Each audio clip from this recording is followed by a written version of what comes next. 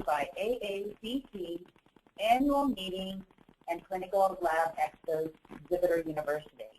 My name is Teresa Ronk, and I am the marketing contact for AACT Annual Meeting and Clinical Lab Exhibitor University.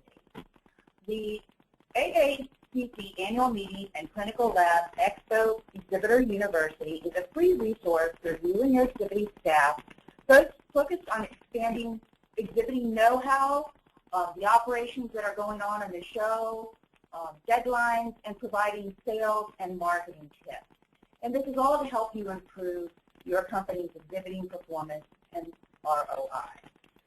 The Exhibitor University is delivered through e-newsletters that you receive every month, and then these live and replayable exhibitor webinars. Today's 45-minute webinar is entitled Create Your Sales and Marketing Strategic Approach, Ready, Set, Sell. We have a lot to cover, but if you have any questions, go ahead and type in your questions, and we will answer as many as we can in the end. But if not, we will respond to your question by email.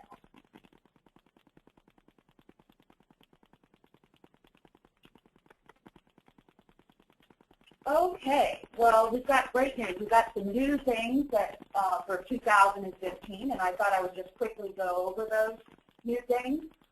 You can get more information about these new things on our website. The first is that we will be having open food and beverages are now allowed in the booth during exhibit hours, with the exception of popcorn. So for all you popcorn lovers, sorry. There will be catering. Levy Restaurant is the catering contact for the food and beverage. The exhibit hall hours have changed. We will close 1 hour earlier on Thursday. So the new hours will be 9:30 to 1 p.m. Eastern Standard Time. And with this change, there will not be lunch served on Thursday. If you want a complete listing of the hours, you can visit our website. The third thing is that the Georgia World Congress Center requires all contractors and suppliers and vendors to have approved credentials to access the Georgia World Congress Center. So to learn important information about these changes, again, you can look at our website, particularly in your rules and regulations area, and it completely has a link to their website that outlines what these restrictions and rules are. Good news for those of you that would like a higher reach in the exhibit hall. There is an increase from 16 feet not to exceed 20 feet for the island booth. Clarification for the exhibitor badge registration. Each exhibitor will be allotted 7 booth staff badges for 10 by 10 booths. Valid government photo IDs with proof of age are required to obtain a badge for admission into the exhibit hall, and no children under 16 of age will be permitted to the hall at any time. And exhibitor badges will only be provided to employees of the exhibiting company. Other individuals representing exhibiting companies, including employees from third-party organizations and consulting firms, must register as exhibitor-only attendees. And the last big change that we have for this show is that there's going to be 3 options for meeting rooms so that you can purchase. In the past, we've had the modular meeting rooms that are on the exhibit hall floor. We will still have those, and it won't be right on the floor. It'll be the DC connector, and it'll be the same during. You can have access to those meeting rooms during the exhibit hall hours. The other options that we have are meeting rooms that are actually in the Georgia World Congress Center. And these are perfect places for you to conduct business and have internal meetings, and they will be available throughout the meeting, not just during exhibit hall hours. There is a restriction, though, that this is just for meeting use. It will come equipped with conference table and chairs, but you will not be allowed to have equipment or do product demonstrations in these rooms. We will also have one room set aside for those exhibitors that don't want to rent a meeting room the entire time. You can rent them in half-day increments. So that's what's new. And like I said, if you have any questions, you can go at the end. You can go ahead. I've provided my email information.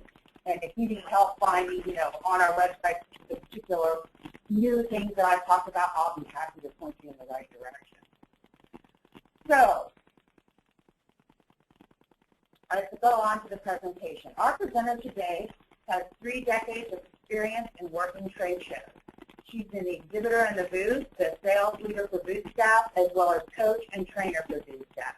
In other words, she understands and knows your challenges. She has coached and trained exhibitors from organizations such as Smith Upland, Hospitality Sales and Marketing Association, Long Beach Convention and Visitors Bureau, Intercontinental Hotels, Starwood Hotels, and many more. I have had the pleasure of working with her for the past few years as she coached exhibitors to help them maximize their efforts and time at trade shows. Please join me in welcoming Ellen M. Wilson, Sales and Marketing Coach and Trainer. Ellen? Thanks, Teresa, and good morning, everyone. It's a pleasure to work with you again in the AACC Annual Meeting and Clinical Lab Expo webinar series. And today we're going to cover getting ready, getting set, and going out to sell around your sales and marketing strategy for the Lab Expo. In the getting ready portion, we'll take a look at your overall sales and marketing efforts and how they can meet your show objectives. We'll talk about attendee expectations. We'll talk about the difference in sales and marketing, and we'll talk about the people that you're going to send to the show. In the Get Set portion, we'll talk about preparing your booth staff, even if it's just you who's going to the show. What kind of training or retraining needs to take place? What are the basics, and how are you going to communicate this information? And in the Go Sell portion, we're going to talk about setting your site for the next step, actually working the booth, and we will introduce the 4-step booth selling process. We will also visit selling after the show and what needs to happen in those post-selling efforts. So let's get ready. Just like preparing for a race or a marathon, the first thing you should do to prepare for your trade show is to think about how trade show selling is different. And you're probably going, different? It's just a trade show. But let's stop and think about those differences. Trade show selling really is different. It is different for 5 major reasons. One is that you have limited time with each of the prospects that comes into your booth. This is not the same as your one-on-one sales call with these people. Then the time that the attendee is at the show is compressed. They're there for 2.5 days, so they're going to spread themselves fairly thin and trying to get around to visit with everyone. By doing that, the attendees will go into information overload. They will have a lot of visual and audio stimulation as well as handouts that they're being given. So there's a lot coming at them at one time. This is going to wear them out. And by the way, you'll start to get tired too, so you'll want to build into your strategy some ways to energize each other in the booth. Because of all these things, you're going to have just partial engagement with the attendee. So you can see that trade show selling is quite different than that one-on-one face-to-face selling. Trade show selling is also different in the types of expectations that the attendees have of the exhibitors. They actually want exhibitors to talk to them. I know you're going, Ellen, we know that, but you would be amazed at how many exhibitors spend the time in the booth talking to each other or talking to their competitors or checking their text messages and not engaging prospects who are waiting to have dialogue with them. They also want the exhibitors to be prepared and present, meaning they want to know that you are there for them and that you're prepared to have a discussion with them. If you don't have information that they may need, you will find someone to get that information for them. They want exhibitors to want to be at the show, and we will talk a little more about this when we talk about selecting your booth staff. But sometimes there are exhibitors that it's so obvious to the attendee that person would almost rather be at the dentist than to be working that booth that day. They want exhibitors to listen to their needs. You've heard the old adage that we have 2 ears and 1 mouth. And that adage proves true, especially in trade show booth selling, because we want to hear what that attendee is telling us so that we can go back and present to them based on that knowledge. And again, they want us to be able to answer their questions. And if we can't provide the answers, we certainly can find someone who can. So those are the attendees' expectations. And as you're putting together your selling strategy, you want to keep those expectations in mind. Ellen, it's nice to know what the attendees expect, but where do you think these expectations come from? Teresa, that's actually a great question, and thank you for asking that. Attendees have come up with these expectations based on their experience with dealing with exhibitors and exhibiting organizations for trade shows. Surveys have found that 87% of trade show leads captured are never effectively followed up on. That's a pretty high number, 87%. The survey has also found that 86% of companies have no organized form of post-show measurement. In other words, they have no strategy that they put in place prior to the show. 86% of the organizations have never, they do no marketing, either pre-show or post-show marketing. And then this one is one that pains my heart. 80% of exhibiting organizations do little or no training of the people that are going to be in the booth. And we're talking about sales training. And again, trade show selling is different. So 80% do no training to prepare these people to be in the booth. And then 76% of the exhibitors just didn't set any objectives at all for the show. They just decided they would show up and work the show just like they worked every other show. So based on the results of the survey, we understand why the attendees have given us those particular expectations that they have. Did that answer the question, Teresa? It did, thank you. Sure. So again, as you take a look at putting together your strategy and your sales plan for the show, you will want to know about the attendees who are going to be at the show.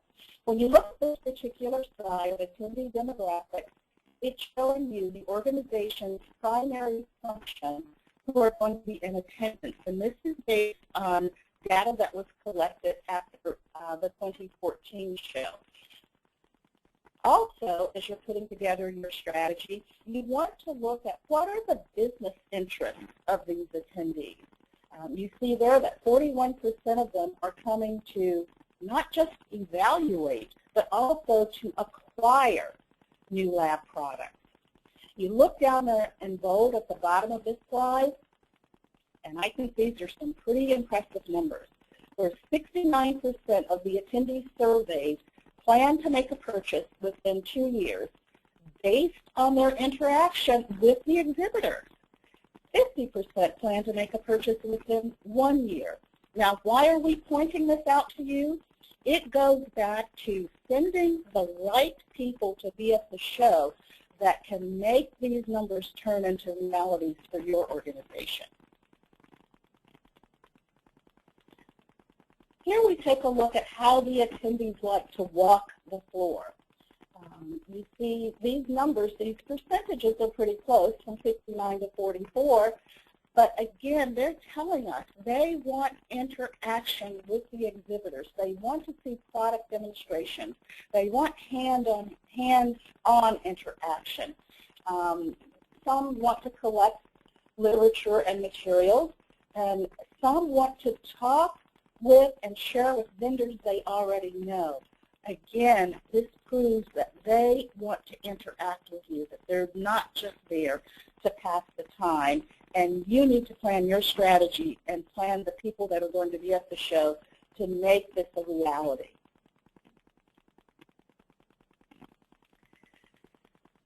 So, sales and marketing. What are the differences? Are there differences? Absolutely. So marketing is everything you do to reach out and persuade prospects that they should have an interest in and will want to purchase your product. Selling are all of the efforts that you put into place to get that signed agreement or signed contract. Now, what we really want to point out to you here is that when you're putting your sales plan together, that you should make sure that you have the right marketing resources, and resources are not necessarily always dollars, against that trade show selling plan. You want to do pre-show promotion that you're going to be there, and you want to have a marketing plan in place that supports your post-show selling efforts. The thing that you really have to remember, well, there are two things. One is sales and marketing is absolutely teamwork. One depends on the other, and they should support each other. But at the end of the day, sales is what's truly going to be measured. Yeah, and one thing I wanted to point out too, as a matter of fact, we are, do have a marketing and sponsorship opportunities brochure that are specifically designed for the show. This is where you can get your pre-show mailing list. We also have some email blasts that you can purchase that will go to the attendees this year, which is actually new this year. And then we have, of course, the sponsorship items, new product showcase, other opportunities that you can market your company to the attendees. So when you're developing that marketing part of your plan, you might want to take a look at what we have to offer. And as a matter of fact, I think later today there will be an email going out with these opportunities. So go ahead and keep an eye out for that. Great. Thank you, Teresa, for sharing that information. So what we've talked about so far is getting ready, and we're going to move into getting set. And just quickly, in the getting ready portion of creating your sales and marketing plan for the show, we talked about what the attendee expectations are. We looked at some of the demographics of those attendees and how they choose to walk the floor. And we also took a look at how most exhibitors do not follow up. You're not going to fall in that category. So now that we've looked at those things, let's get set to sell.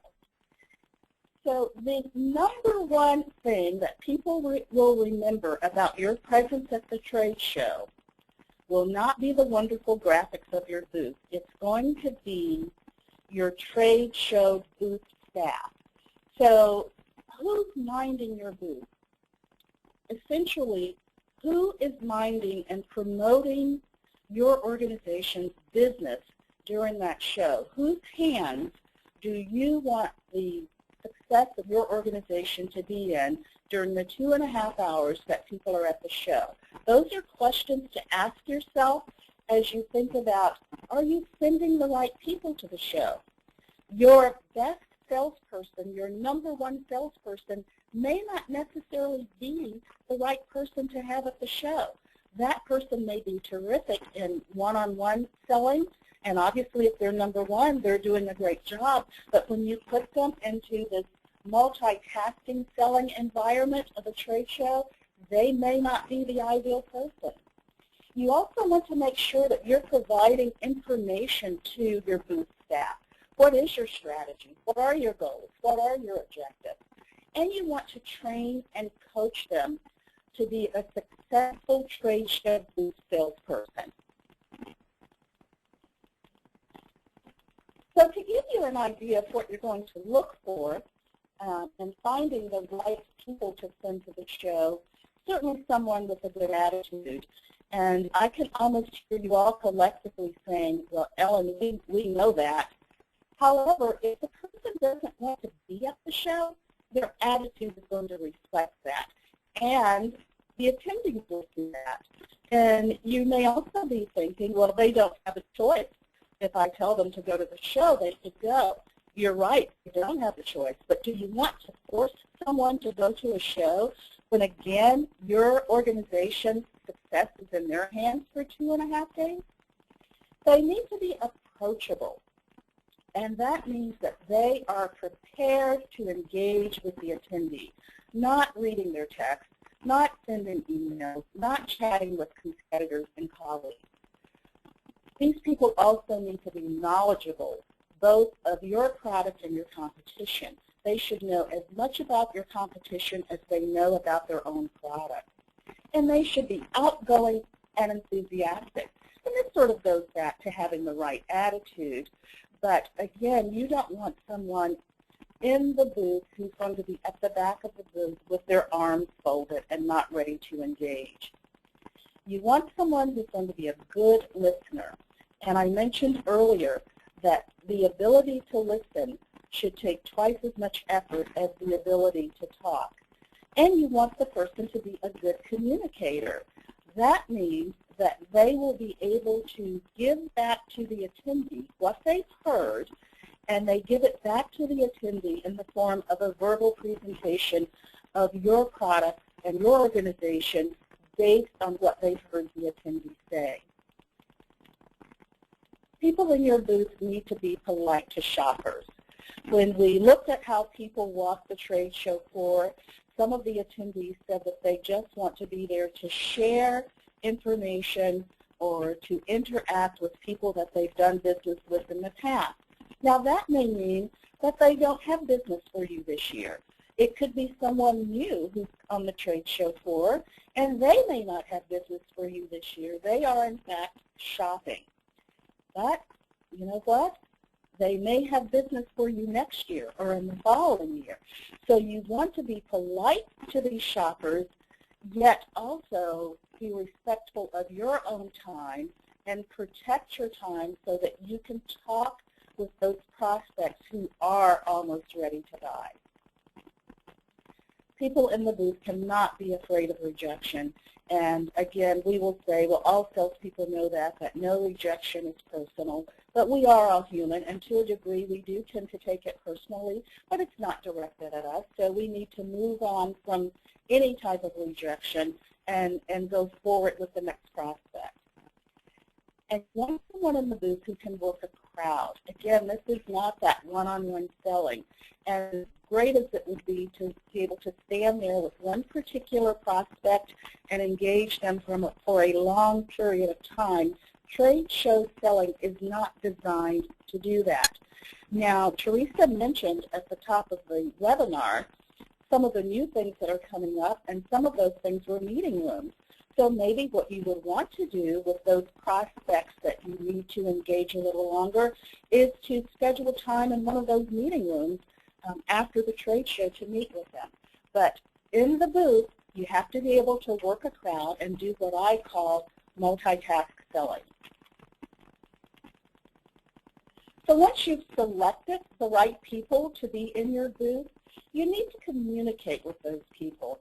I love this graphic that shows that if you don't communicate, you're going to have people who are lost, confused, unsure, unclear, perplexed, disoriented, bewildered. That's not what you want in your booth. And the way to eliminate that is to clearly communicate your expectations to your sales staff in the booth. Tell them what your overall strategy is with your goals and objectives. Tell them what you expect of them in performance and behavior. You will also communicate your process, and we're going to talk about the selling process as well as the lead capturing process in a future webinar. But everyone should understand what the process is, and everyone should be following the same streamlined process. And again, we cannot say it too often. They need to know your strategy. Good communication really does mean good business. So part of that communication is talking about the basics. And as much as we all know the basics, I don't think it ever hurts to be reminded of them. Teresa mentioned that I've been working trade shows and coaching trade show salespeople for 3 decades now, and I will tell you, I've been to trade shows this year, 2014, where there were still people eating in the booth, chewing gum in the booth, and the only reason they were not smoking in the booth is because no one can smoke inside anymore. So we just want to make sure that those messages are communicated to our trade show booth salespeople. Now, there is going to be food and beverage available in the booth this year, correct, Teresa? Yes. So just keep in mind and remind your salespeople that food and beverage is not for them, it's for the attendees and the prospects.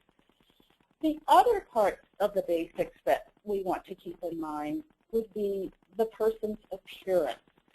And, you know, everyone generally looks very nice at a trade show, and that you need to communicate to your staff what your expectations are of their appearance. You need to remind them that the booth is their office away from their office.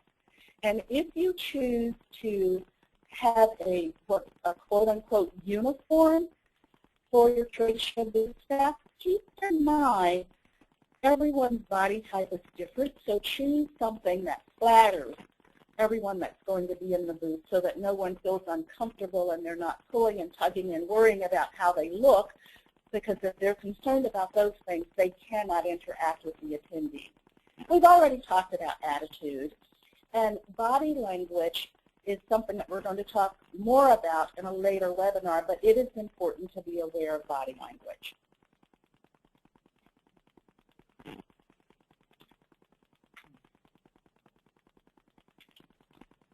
Okay, so now we've gotten ready and we're set, and I love these people that are coming to the winning line.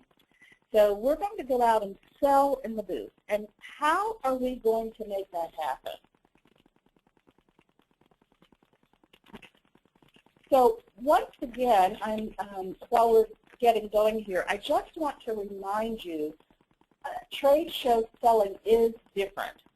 It is different because of the limited time, the compressed time, information overload, the fact that people get tired, both exhibitors and attendees, and that the engagement is just partial engagement.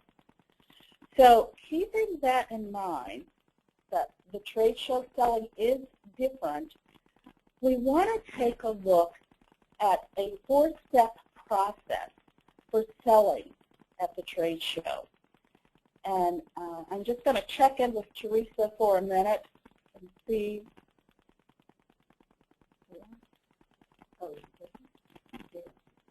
Oh, okay.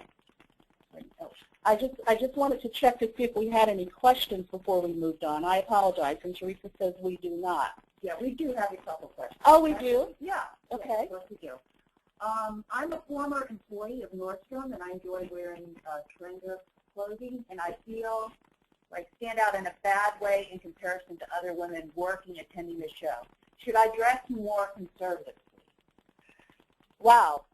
Well, an employee of Nordstrom's, I'm sure you're dressing very well. I would say talk with your sales leader, and if you are the sales leader, then you're going to set the example. But trendy can also be conservative. And then if you're thinking in terms of, you know, just a suit and a skirt and heels and hose, I don't know that you need to be that conservative. But what I would do is I would go online and I would look at some of the pictures that are there from the trade show previous years and see how people dress. I'd take a look at the brochure. And again, I would talk with your sales leader. But trendy can be appropriate is how I would leave that. Okay, and then we have another along the lines of dress. Another person is out there thinks that the three-piece suits are intimidating to attendees. Do you have any information on that? Well, you know, we live in an age of business casual, And I will be honest and tell you that I very seldom see three-piece suits unless I'm at the bank or at church. However, again, I think it would depend on your organization and what your organization is trying to communicate. Remember that your booth is your office away from your office. So if a three-piece suit is what's the appropriate attire when you go to the office, then unless you've had a discussion that's different with your sales leader, that probably should be what you're going to wear in the booth. But if you feel it's intimidating, I would again talk with my sales leader and take a look at some of the pictures that are online and say, here's what we see people are doing, and maybe this is what we need to do to present a more approachable appearance. Okay, great. So going back to selling, there is a 4-step booth selling process. And today, I'm just going to introduce you to those 4 steps. And again, in the spring, just before the show starts, we'll go into greater detail about these. But you want to make sure that you engage the attendee. And during that engagement process, you want to qualify them. And this is where you will start to eliminate those shoppers very politely. But you're qualifying the attendee to make sure that you can have a business discussion with them. After listening to them, and that's part of the qualifying process, you will present your verbal proposal and you will close. Now, close doesn't mean that when that person leaves your booth that you're going to have a signed contract. Close means that you're going to have a mutual commitment for a further action step. But again, we're going to go in greater detail in those 4 steps in another webinar. So the show is over. You're back at the office. Your selling does not stop. It continues. And I want you to think again about all of those things that exhibitors don't do. That attendees dislike, the 86% who don't follow up. This is a big vacuum that you can fill because you can get in there with your follow-up, and in several ways to do that is you have to prioritize, meaning prioritize your leads as well as making sure you have effective time management, so prioritizing your time in order to do that follow-up. And Teresa, I just have a quick question for you. These slides are going to be available, correct? Yes, yeah, we'll be sending this out, and I will also be sending out the link to the replayable webinar, so they can refer to it again. Great. And the reason I asked Teresa that question is because I keep talking about some of the things that we mentioned previously in the webinar, such as the things that the attendees expect, as well as the various demographics, and also those percentages of things that don't get done. So I want you all to have that information accessible. So post-show follow-up, that's where your true success comes in. Everything that you've done so far in getting ready, by putting your strategy together, by selecting the right people, by selling to the 4-step process, and being engaged with the attendees, those are all wonderful things, but all of that effort and time just falls into a dark space somewhere if there's not follow-up. Your follow-up actually starts before you ever go to the show. It's a part of the strategy that you put together. You can have your templates ready to go. You can have your sample products ready to go so that when you get back to the office, you're not sitting there creating things. It's just a matter of getting things out to the attendees and the prospects. You have to make the post-show follow-up a priority. When you've been away from your office, even just for 2.5 days, and I'm sure most of you, it will have been longer because you probably will have added some other things onto this time, there's going to be work that's sitting there staring you in the face, chomping at the bit for your attention, and it will be so easy to say, I'll get to the post-show follow-up later. You can't let that happen. You just cannot let it happen. You have to be timely. And timely to me is within 48 hours, some type of communication to people that you've made a commitment to. If only to say, I want you to know that I haven't forgotten my commitment to you. It's going to take a little longer than I thought, and I will be circling back in X number of days. As a matter of fact, some of your post-show follow-up can really take place while you're at the show if you put this in your strategy, the things that you can do. With technology, we have all sorts of ways to follow up in the evening and to get things done. And I want to stress this last bullet point that says identify who will do what and when they will do it. The post-show follow-up doesn't necessarily have to all fall on you.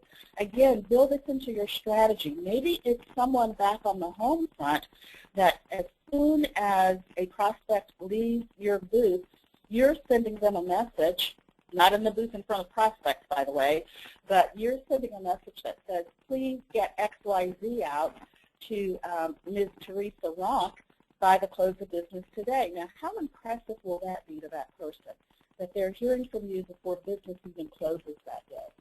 So again, your post-show follow-up should be a part of your overall strategy. So I know that we've talked about a lot of different things today as we've talked about this marathon called trade show selling, but here are a few of the key takeaways. Again, plan your strategy based on your customer's expectations and your customer's demographics. And this means that each show is different. So take a look at what we're sending you about the demographics and expectations here. Plan your strategy based on those. Select the right staff. As a trainer, I cannot emphasize that point too much. Again, it's easy to send the person who's the top salesperson, to send the person who may be assigned to that geographic region that the show is taking place because your overall travel and expense budget won't be impacted as much. But keep in mind, are these people the right people to have your success, your business's success in their hands for those 2.5 days? Once you've outlined your strategy and selected your staff, then train to that strategy. Remember, trade show selling is different. It is marathon selling, and you have limited time, compressed time, you have exhausted attendees. So train to your strategy, and please, please follow up on a timely basis. I hope that this information has been helpful today. I look forward to going into more details about some of the things we've highlighted here at a future webinar, and I wish you all much success and a great holiday. Thank you, and thank you, Teresa. Thank you, Ellen, and thank you all for joining us. And here's the next slide. As always, we are here to help, so feel free to contact any one of us at any time with any questions about the show. So happy holidays and goodbye.